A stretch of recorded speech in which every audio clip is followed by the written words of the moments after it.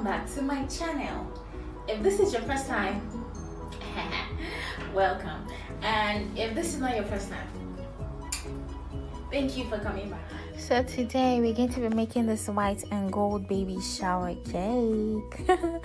So I already torted my cake and covered it in fondant, so I'm going to show you how I get my sharp edges. If you notice what I'm doing, I put a cake board on top of the cake and turned it upside down.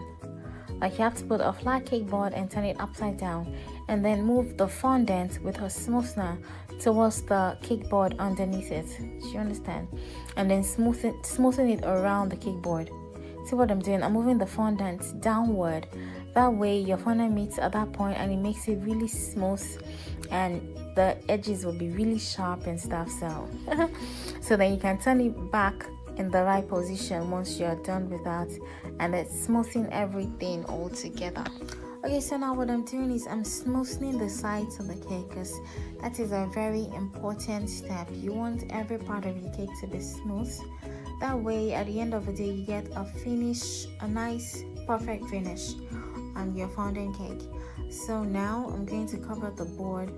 I know the board is already white, so you might think you don't need to cover it, but it's usually nice when you cover the board because it helps to tie your whole cake design together and it looks more professional that way. So regardless of the color of your cake board rhyming with your cake, you should always cover your board in fondant, except you're doing a buttercream cake, of course.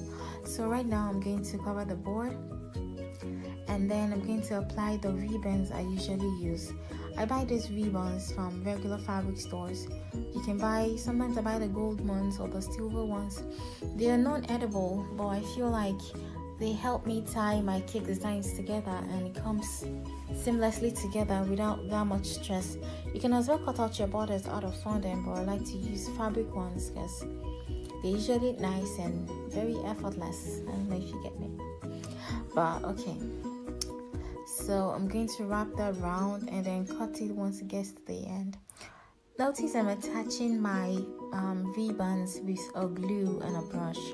I made the glue with some fondant and by adding some water into the fondant in a cup and putting it in the microwave for a few seconds, maybe like 30-45 seconds. It becomes liquidy and sticky, so that's what I use as my glue. You can as well buy glue from the regular stores, but why buy when you can make yours yourself? Add some water to fondant and then use your brush to stay together and you have glue. So right now we're about to make the baby shoe. I already made the first one, so we're going to make the second pair.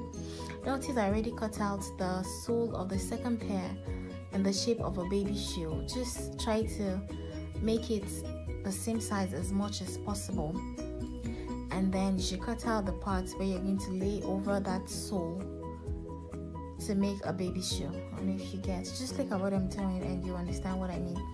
I already cut out the sole, so now we're going to arrange this part on top of the sole and then glue it with the glue I told you how to make. So once you glue that, cut it with the scissors, and make sure when you're using a kitchen scissors, you use that scissors for just kitchen stuff. You don't use it for your hair or for other regular stuff, because you know you need to be hygienic. It's people's food. So try to make it as clean as possible. If you notice, every time I do something, I try to make sure my work is clean, because it's impossible for you to make sure your work is clean at the end of everything you have to do. So at every step you have to clean up your work, clean up your counter, clean up the extra icing sugar or whatever it is on your table. So right now I'm trying to form the 3D heart fondant shape. So the first thing you do is cut out some fondant and roll it in your fingers to make it circular, and using a sharp knife you should cut out like a rectangle or a rectangular shape from the fondant, and then use your fingers to shape it into a love shape-ish kind of. Do you get? That way it forms like a round-ish love shape. I don't know what that means. Normally I could have cut this out with a regular cutout. That would have been easier for me, but I wanted it to have like a 3D love heart shaped whatever. Do you get me? So that's why we're doing this, and it looks nicer and more realistic. So right now I'm trying to form the bowl. I don't understand how the footage for forming the bowl disappeared, but it did.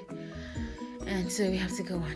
So now guys, I'm just attaching all the decorations I already made to my cake.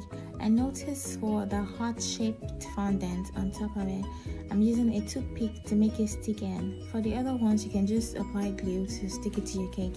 You don't have to use a toothpick, but if you want it to stand upright, you have to use a toothpick or maybe a skewer to make it stand upright on top of your cake, because that was the effect I was trying to achieve. So now when we're done attaching, the next thing we do is to take some edible gold dust and then add some clear alcohol to it, maybe vodka or something. I usually use vodka. Make it a little thick, don't make it too watery, so you can like coat every part of your cake. Then we are going to paint with a smooth paintbrush. And when you're painting, make sure you're painting in like short strokes, that way you get better coating on your painted material.